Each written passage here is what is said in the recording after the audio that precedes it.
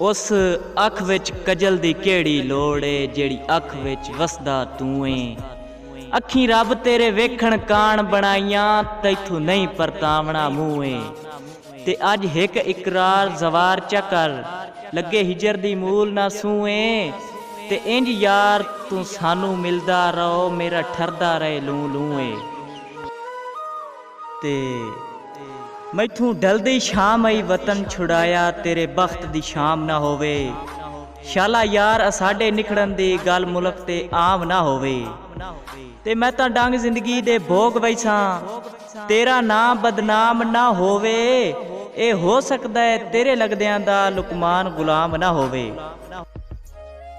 ते चंगा समझिया हा चंगा निकलिया नहीं चंगे वक्त दिया भाई वाला।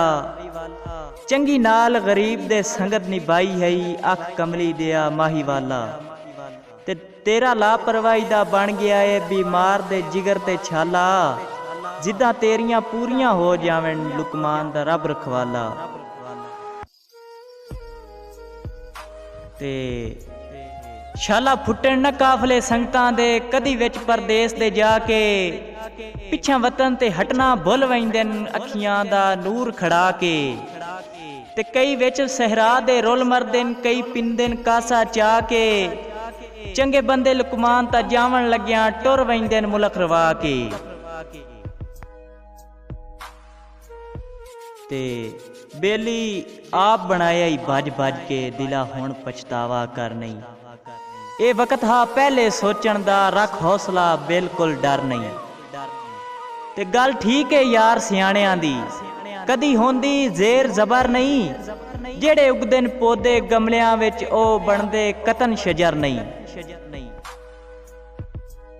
ते दिला कमलिया तैनू समझ ना आई तैनू कई वारी समझाया है। सुबह शाम उन्हां दा जिक्र करेना है जिन्ना तेरा पिया भरम वजाया है।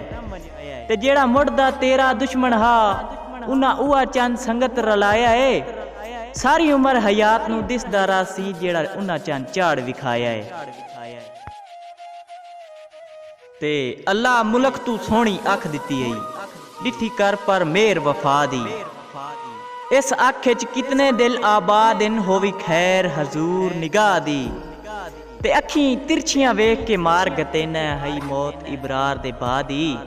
जेड़ी पैरां हेठ लिताड़ छुड़ेना है ओ भी हई मखलूक खुदा दी।